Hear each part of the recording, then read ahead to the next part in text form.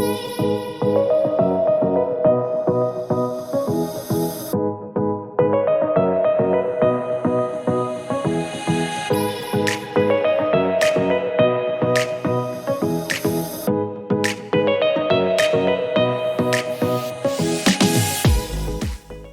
aloha folks, and welcome to the Klipper Golf Course. Today's video is all about irons. Why did we decide to talk about irons today? Well, we decided to talk about irons because irons are typically what you are going to approach most of the greens with. This is your approach club, and it's a very important club. If you can put that approach shot in a good position, it'll make your scoring opportunities a lot better. But irons, they're so diverse. Nowadays, in the modern era, we have your player's irons, which are usually your blades, your forged blades, your forged cavity backs. Then we go into a player's cavity, or player's club, which is usually a stainless steel club, a multi-material that usually has a polymer in there. Then we'll kind of move into the standard offering, which is a little more forgiving. Has a little offset, again, multi-material, added polymer for when they create a bigger cavity, have a pocket in there, they stick the polymer in there for better feel, better sound effect. And then you're going to usually have your ultra forgiving golf club for the player that needs a lot more assistance, a lot more help. This is going to be usually your aging senior golfer, or maybe a female golfer, or that sort of thing. Someone who has diminishing club head speed. But let's start off with the blade. Okay, here we have, we're working with the Ping Golf Company today. So we have the Blueprint T iron here. This iron is forged from a block of carbon steel, so it's a solid piece of metal. Okay, you're not going to have a lot of offset here. It's going to pretty much be the hosel will align nicely with the leading edge. This club is designed to be worked. You are working this club. This club is not going to help you produce any particular type of shot. It's not going to be very forgiving, but it's going to be very workable. You can create your shots if you want to hit it high, you want to hit it low, you want to carve it to the right, you want to carve it to the left, you want to have a combination of all of those. You want to control your distances and your knockdown shots better. This puts the steering wheel in both hands. However, with that, there's always a trade-off. What you can control more is less forgiving. Right here, you have almost no forgiveness, but it's a pure club that if you strike it perfectly, there's going to be no sensation like it. Though if you don't strike it perfectly, that's another story. It will not give you a lot of forgiveness, but it'll give you great performance if you are capable of wielding this club. Usually you're going to see a low handicapper playing this club. This is a golf club that you won't see in the set of mid to high handicappers. You're probably going to see this with 5 handicap and below, maybe even less than that. And it's not always the better player that prefers this club. It's the better player that's his strong suit, or his or her strong suit is ball striking. This is a ball striker's club. Okay, next up, a little more forgiving in the same category, we have a forged cavity here. Again, this is for the better player, but someone who prefers a little bit of forgiveness, wants a little help with the off-center hits, doesn't hit it right in the sweet spot every single time. You're going to find that this has got a narrow sole here, not a lot of offset. They'll have a little more. I don't know if you can see it or not. It'll have a little more offset than the blade, but it has a lot more perimeter weighting. You'll see a lot more weight down here on the bottom of the club and around the perimeter. Now that means that when you have an off-centered strike, this perimeter weighting will make the effective sweet spot a little larger. And when you have a lot of the weight piled up below the center of the golf ball, it'll help you get that ball up in the air a little better, and it'll make those thin shots a lot sweeter. And the better players, you'll hear them say a lot of times, thin to win. This is your thin to win club. You're going to find, players maybe 10 handicap and below playing this. Not to say you're not going to find your plus handicaps playing this, because, you know, when you get down to that level, they're all striking it well, but some of them are going to want a little more forgiveness. Some of them are plus handicaps because they're master strategists, they're master short game artists. You know, everyone has their strength, but when you're a low handicapper, you don't really have a weakness, but you have greater strengths. Well, this one is going to help the player that is a really good player, really good ball striker, but wants a little forgiveness, a little relief, okay? This is the, they call this one the Blueprint S. This is a Blueprint T, all right? And I would say this, maybe this T stands for tour, maybe this S stands for scratch, I'm not sure, but it would kind of liken itself to that, okay? Next up, we've got the player's cavity. Now this is a stainless steel club. It is a cast club. It is not forged from a block of carbon steel. Therefore, it's a little harder material. However, I do know that the Ping Golf Company has a process, and forgive me, Ping, but the process is where they heat the club up to its molten state and they quickly cool it down to almost like frozen state, and that tightens the molecules. And when it does that, it takes away the bubbles and the pockets and the imperfections in the metal, and it makes this metal a lot like a carbon steel forged iron, though there is nothing like a carbon steel forged iron. So, and also they have a cavity in here. So you see metal around the perimeter, a lot on the sole, but there's a little pocket in here to enlarge this cavity for extra forgiveness. Also to put even more weight on the bottom, make that club head a little bigger, expanding that sweet spot, getting in a mid-size feel.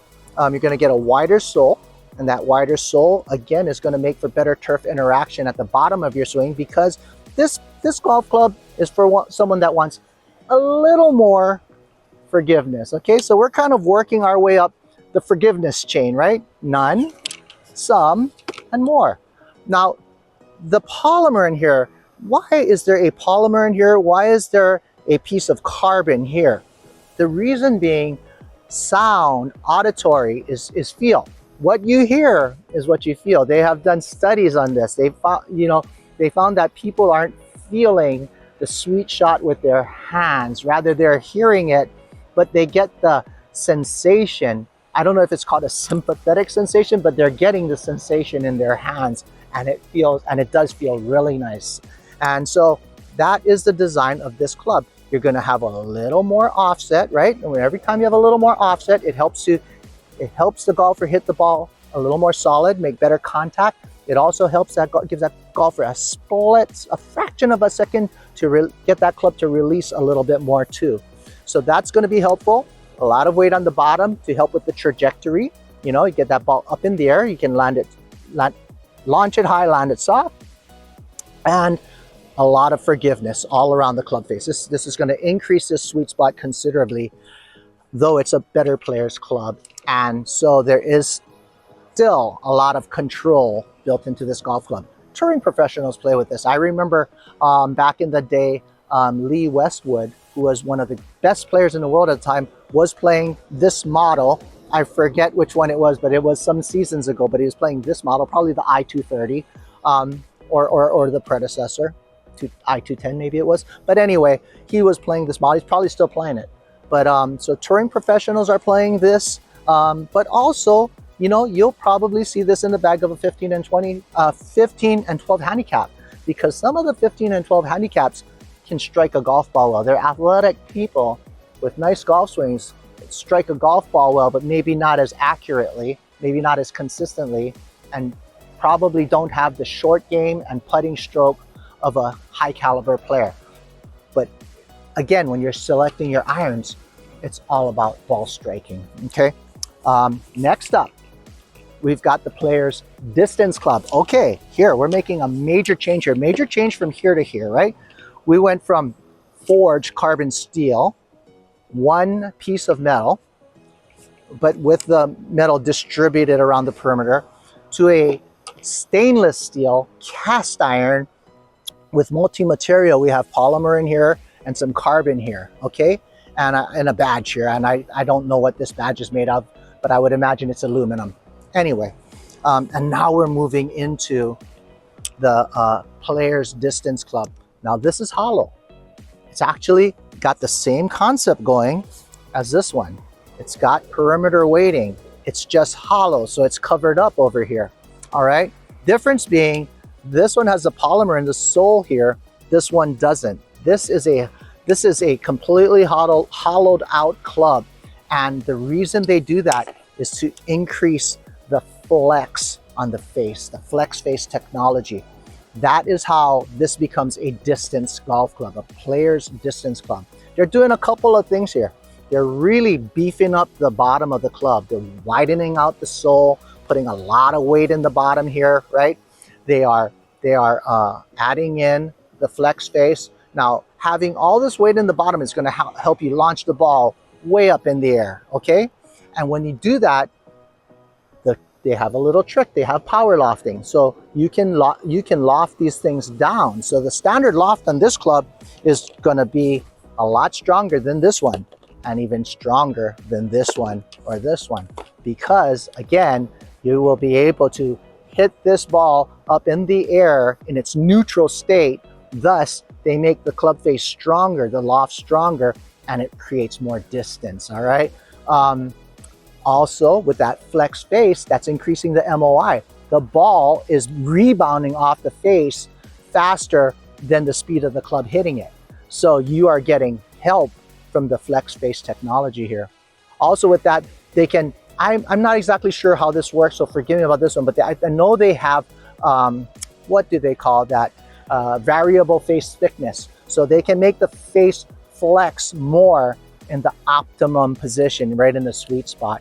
And then they also take it a step further, and they know where most of the misses are going to occur, so they make it even more forgiving when you don't hit it solid. Now, I play this golf club, so I know that this is a very forgiving and very powerful golf club that you can launch the ball up high and land it soft with.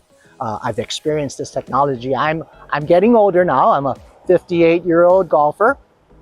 I'm not that tall. I'm about 5'7" tall, and I weigh in at about 143 pounds or something like that. So I'm a tiny guy, and this golf club really helps me bring it a little bit to kind of keep up on the heels of some of the better players. Not quite, but anyways, I can vouch for this player's distance golf club as being a great golf club, a great asset for a golfer who is starting to age a little bit, but he's still not quite that old yet, hasn't lost all of the elasticity in his body, hasn't lost all of the explosiveness in his output yet, but he's seeing diminishing returns. You know, it wasn't long ago that this wasn't the club for me, but this was. Now, what is the main reason for this, okay? They're very similar in profile, right? Offset, you know, everything. There's a lot of similar characteristics here, but the main difference is this face doesn't flex and this one does. Well, when you are still, I don't know what the speed of the club is or what the smash factor would be, but when you're bringing it a little bit more, you can actually overcook this club with the flex face technology. You can catch a hot one, and I had experienced that some seasons ago when they first came out with the, what is it, I-500, I think it was. But anyway, I was younger then and stronger. I was going to the gym a little bit more, and I remember catching these hot shots that would fly over the green, so it'd go like a half a club farther, and that's not a benefit. The last thing you want to do is nut a shot, hit it really good, right at the stick, and it goes over the green in the rough, and you got to pitch up to a green that's running away from you. That is no bueno. So that's when I used to stay in this lane here, but times have changed. So I'm in this lane now, and guess what?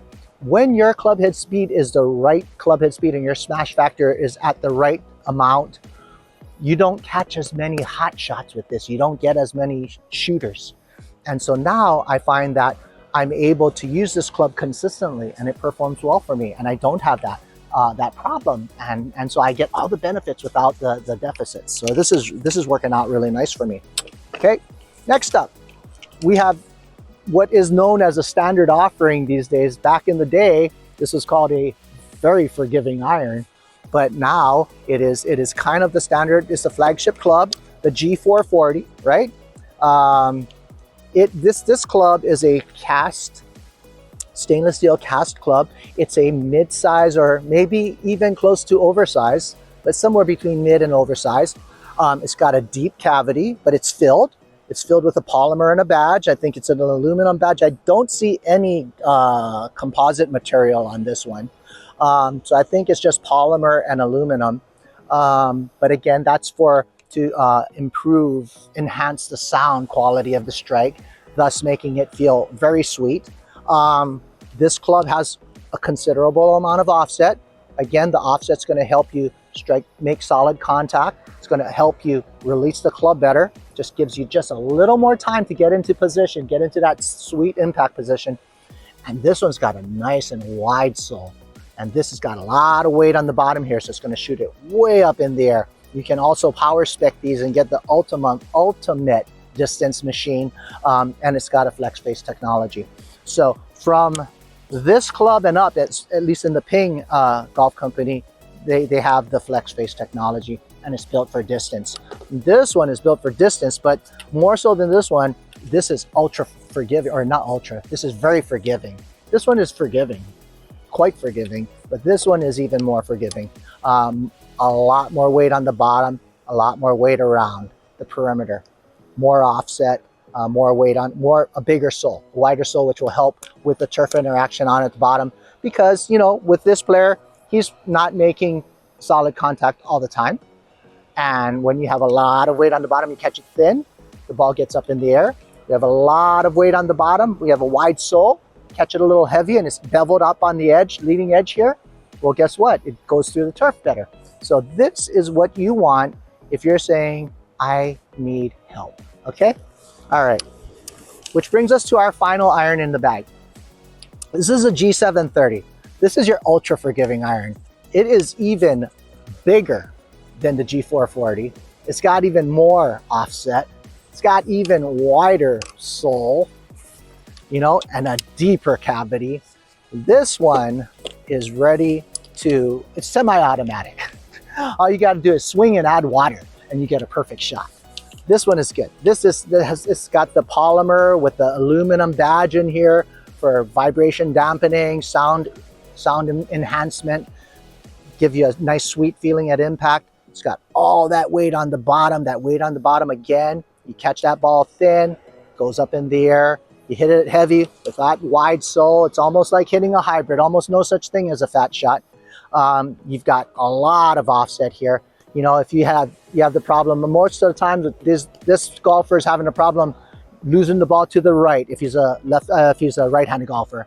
So that ball is big fade, maybe small slice. This offset is going to help that golfer release the club, and he's going to get that to be a nice tight fade, or at least reduce that left to right spin. This golf club is going to help, you know, the guy that's probably I would say 18 handicap or higher, you know, and older. I would say this is the golfer that's probably 50 years and older. Okay, didn't quite talk about this guy here. This is your everyday golfer. This could be a young man to an older man, but this is more of the Sunday golfers club. Don't practice, play maybe on the weekends or every other week or once a month or whatever. That's this guy's club. Okay, and then this club is probably for the guy who was or still is single-digit handicap. You know, heck, maybe even a scratch player that's getting older. Maybe, you know, maybe a 60-year-old scratch player play this golf club, right? So that's kind of your irons there. You know, usually an iron like this, the blueprint tee, the blade, you're gonna pair it with a standard weight or heavyweight steel shaft, like this dynamic gold shaft, which is going to weigh in somewhere between 120 something and 130 grams. It's a heavier shaft because a better player wants to feel that weight, and with the heavier shaft, it's going to give you a more penetrating launch. Just all the attributes that the better player wants. Again, not looking for a lot of help, looking for more feedback and more control. As they move into this iron here, right, the Blueprint S, again, blade, forged cavity, you know, might move into, I've got the Dynamic Gold 120 in this one. This is, I think it's like about 118 grams or something like that. But moving into a little lighter weight steel, but it's still not lightweight steel.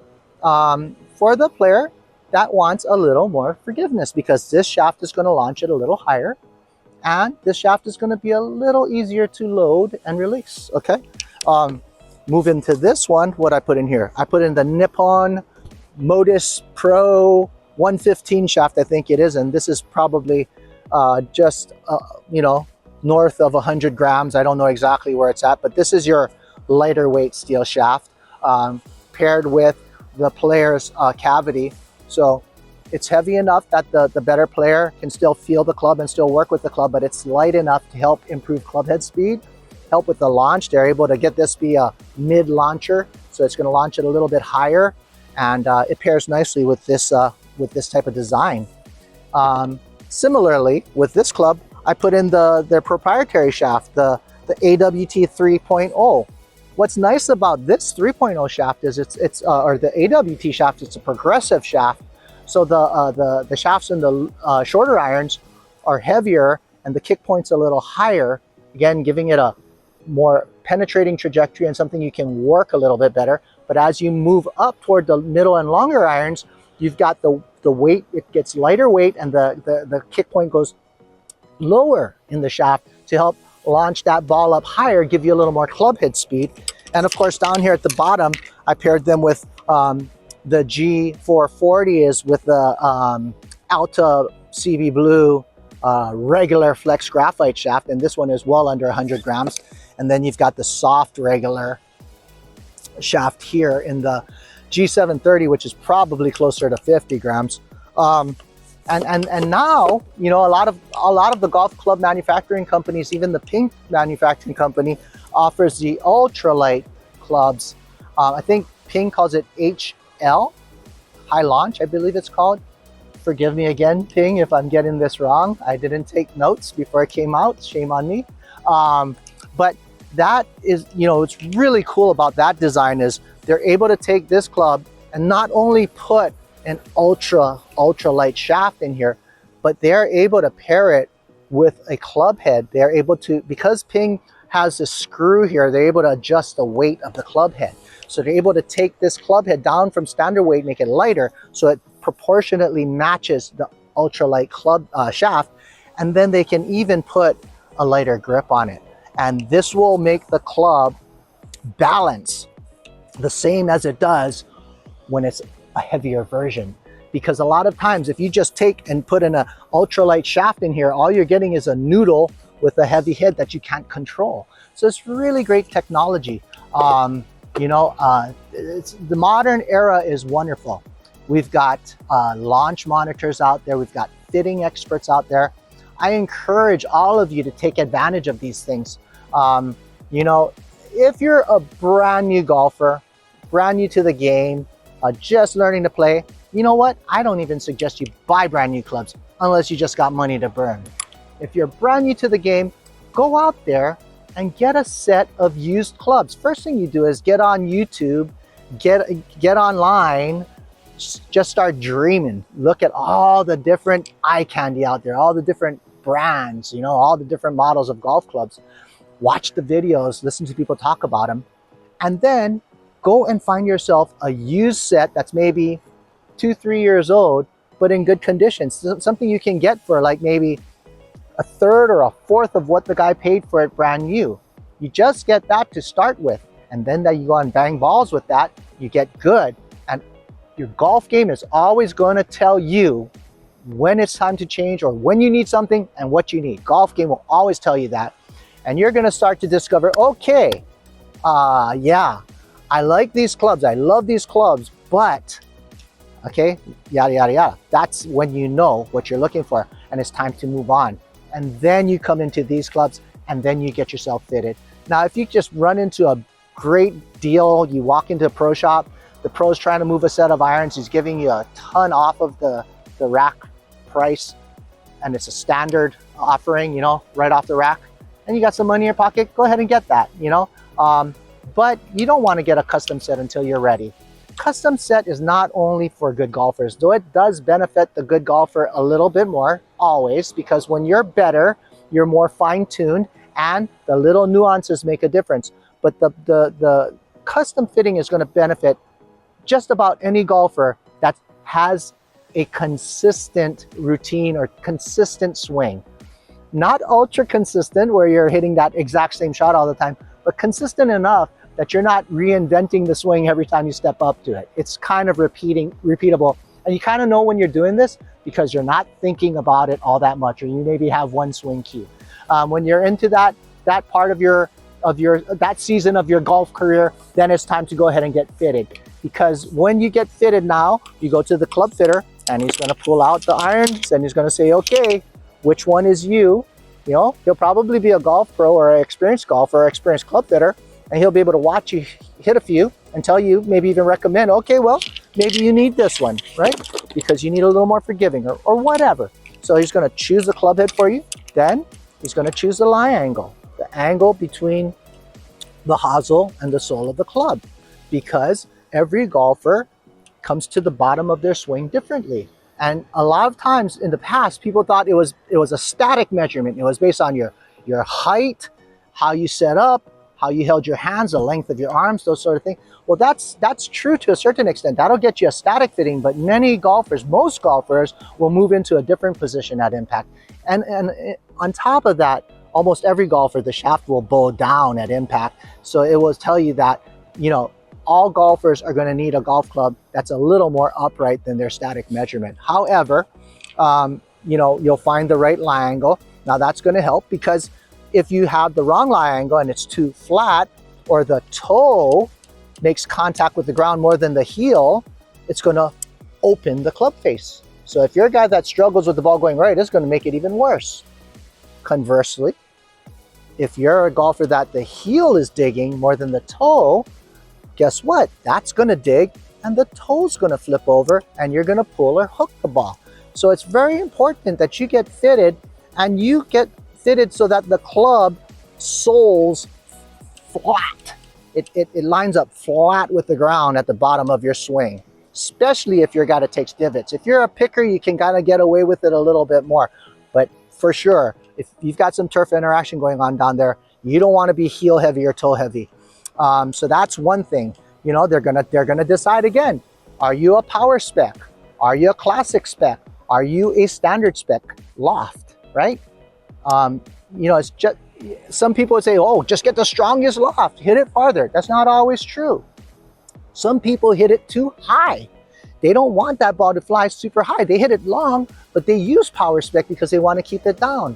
On the other hand, there are some people that can't get the ball up in the air. So they might even go retrospect for that reason. You never know. So there's different reasons to have the different lofts on the clubs. You know, again, or not again, but also the club fitter is going to help you choose the appropriate shaft. He'll measure your club head speed. He'll look at your launch characteristics and decide, do you need a heavier shaft? Do you need a lighter shaft? Do you need a steel shaft? Do you need a graphite shaft? Do you need a shaft that kicks low? Do you need a shaft that kicks high? All of these things will come into play to tailor fit this club to your game. And then the grip. The grip, what about the grip? Well, the grips come in different dimensions as well as different materials. The materials are going to feel different. So it's mainly a preference thing, but it could also be a vibration dampening thing if maybe you have arthritis in your fingers. But there are different dimensions of grips for if you have a small hand, big hand. Also, if you have arthritis, like I said, or sometimes it's to enhance your performance. If you're having a hard time releasing the club, you may want to go with a slightly smaller grip. If you're overcooking it, you might go with a slightly bigger grip. So there's reasons for these things, not only what meets the eye. Length of the club, that's another thing. If you're a really tall guy and you have a standard length set, it's almost like an average height guy playing with a junior set or a woman's set. You know, the length is just not appropriate. It's gonna have, you're gonna have a hard time making contact with the ball. It's gonna, you hit a lot of thin shots, or you're gonna have to bend your knees way more. It's gonna make it make you more immobilized. You won't be able to move your body as well when you're all hunched over. So there's a lot of reasons why you're gonna want to get custom fitted when the time is right, and your golf game's gonna tell you. But all that to say, you know, if you want to get fitted for golf clubs and you'd like our help, you can reach us at 808-254-2107 or 808-254-1745. You can hit extension 224. That's me, Kevin Kashiwai. I'd be happy to talk to you, explain some of these things to you, listen to what your concerns are, answer some questions, and maybe even set up an appointment for a fitting. You can pay for the fitting, or you can order a custom set and we throw the fitting in for you free. What else can you do?